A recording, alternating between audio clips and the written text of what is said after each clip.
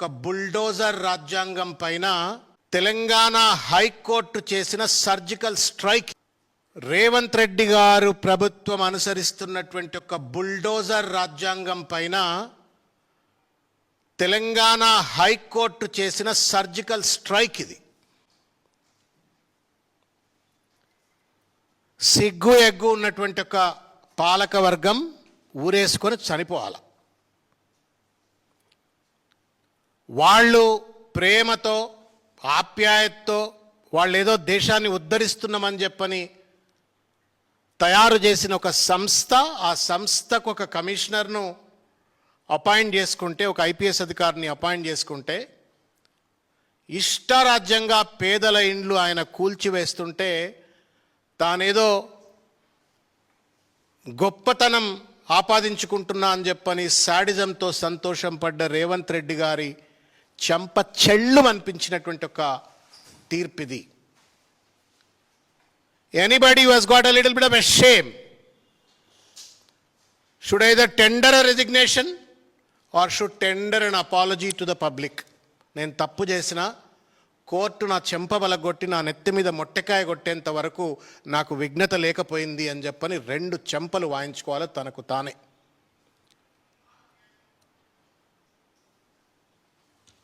ఈ విషయం పైన అనేక సందర్భాలలో బీఆర్ఎస్ పార్టీ హైడ్రా అనేటువంటిది ఒక మాన్స్టర్గా మారిపోయింది. పేద ప్రజల యొక్క జీవితాలతో చెలగాటమాడుతూ ఉంది.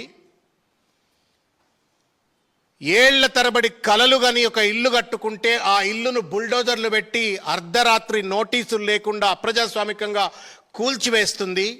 ఇది అనైతికము, ఇది అన్యాయము, ఇది రాక్షసత్వము అని చెప్పని నెత్తి మీద నోరు పెట్టుకొని బీఆర్ఎస్ పార్టీ చెప్పినప్పటికీ కేవలం ఏదో రాజకీయ దుగ్ధతో రాజకీయ ఆరోపణలు చేస్తున్నారు అని చెప్పని కొట్టిపారేసిన రేవంత్ రెడ్డి ఏం సమాధానం చెప్తారు అని చెప్పని నేను వాళ్ళు అడుగుతా ఉన్నాను. నేను ఒక్కసారి కేసీఆర్ గారు గతంలో ఏం చెప్పిండ్రు, వారు చెప్పింది వాళ్ళ నిజమైంది అనేటువంటి ఒక విషయాన్ని తెలంగాణ సమాజానికి అంతా తెలియజెప్పడం కోసం అని చెప్పని గతంలో కేసీఆర్ గారు ఏమన్నారో ఒక్కసారి దయచేసి వినాలని చెప్పని నేను కోరుతా ఉన్నాను.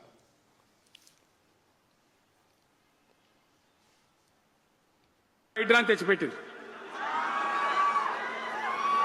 దానికి ఆ హైడ్రాకు ఆ పిసిసి ప్రెసిడెంట్ అని ఉంటాడు ఆయన, కాంగ్రెస్ కమిటీ అధ్యక్షుడు, ఆయన నిజామాబాద్లో పోయి చెప్తుండు, హైదరాబాద్లో హైడ్రా, నిజామాబాద్ కూడా తెత్తాం బిడ్డ, నిజామాబాద్లో నిడ్రా, రేపు జగిత్యాలలో కూడా జిడ్రా అంటాడు. ఇక అది ఏం కావాలి?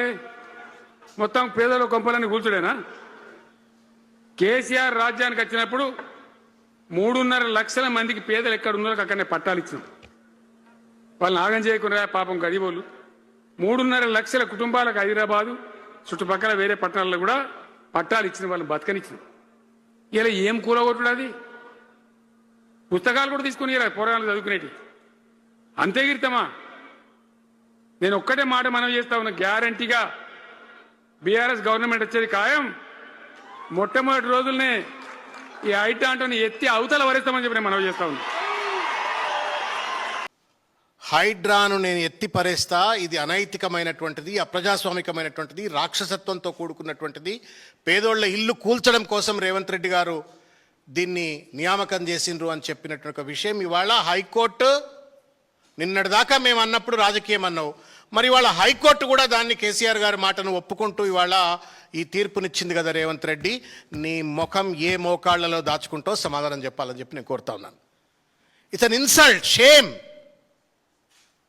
కేటీఆర్ గారు ఏమన్నారో కూడా ఒకసారి వినండి. ఒకసారి ఇట్లా వాళ్ళ అరాచక పాలనలో వల్ల ఇప్పుడు మీరు చూడండి, విధ్వంసకర ఆలోచన.